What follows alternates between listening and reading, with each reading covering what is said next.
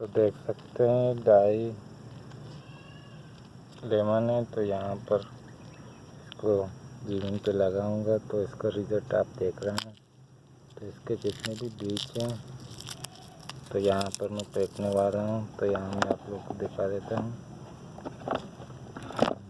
तो यहाँ पर ठीक है, मैं इसे लगा देता हूँ।